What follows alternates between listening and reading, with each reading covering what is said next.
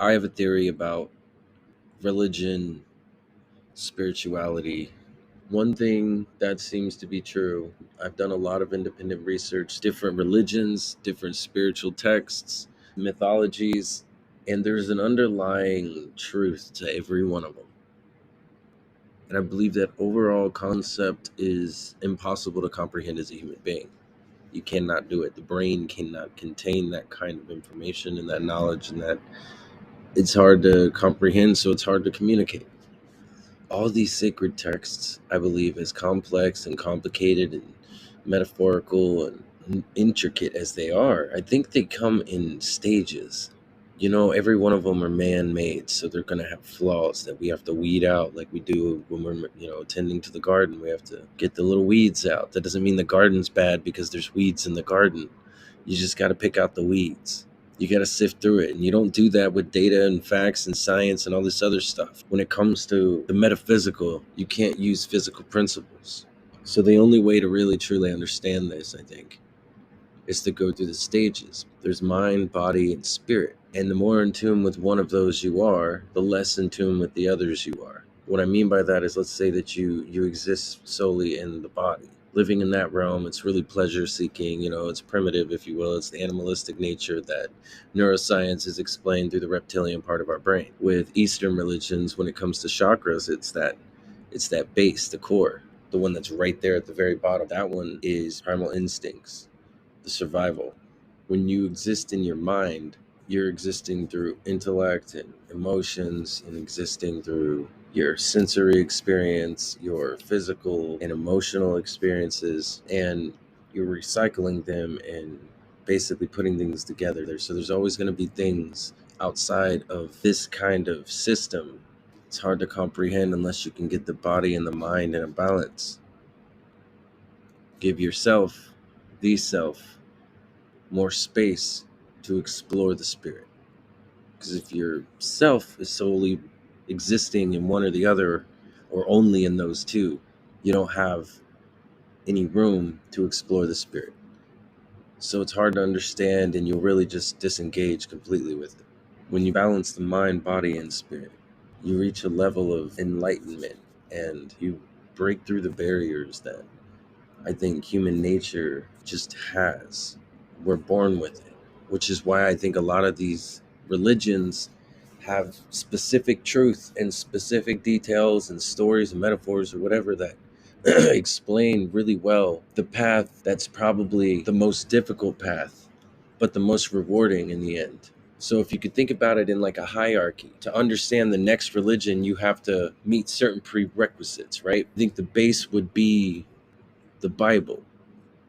It's full of stories, and it's full of explanations and morality, and there's a lot of controversial things in that book as well. But again, you have to weed the weeds out.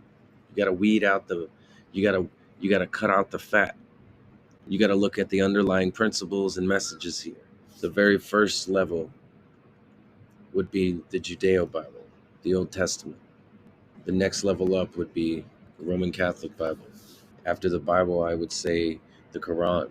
They all tie in with each other, but they're starting to almost contradict one another. So they challenge each other. From that point, you can begin to understand Taoism, Egyptian mythologies. A lot of these religions, you kind of have to have a religious thought process already in the first place to comprehend what's going on. So you don't really think that people are walking around with the heads of birds and wolfmen and alien people coming from outer space and stuff. You really analyze, and whether that may be true or not, you see the underlying point of it all. You have to reprogram the mind on how it actually takes in information, absorbs things. Once you meet each prerequisite and you read another or study another in their sacred texts, you can find your way into philosophy, and then find your way into paganism, which will slowly turn into witchcraft, black magic, which takes a tremendous turn into chemistry. And then you go into science, astronomy, which ties into the same things that you can read in a lot of these other sacred texts. Things start piecing together this ultimate bigger picture.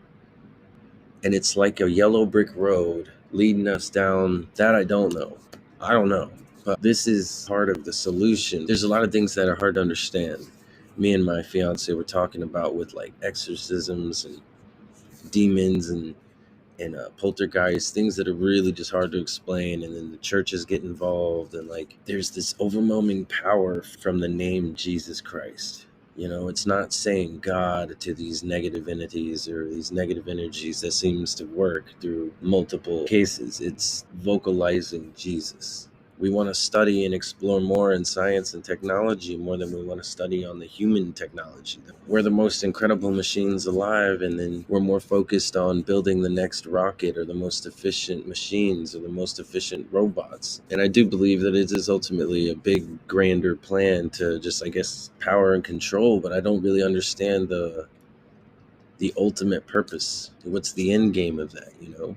You would have a whole dystopia really set up where you have access to everything you could ever want, but you don't own anything. Everything's usable though, and you live the best life you could ever live, and you can do or be anything you want to be. You're not worried about anything. You're being tracked and monitored and controlled at all times, being fed what they want you to eat and drink and see and read.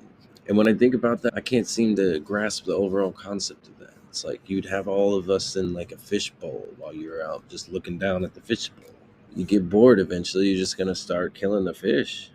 You got nothing else better to do. That's where my brain takes it, because it's a human mind. That's why I think we're doing ourselves such a disservice by not practicing patience, really, in exploration with religions. We can't just throw it all out. You know, you can't throw the baby out with the bathwater.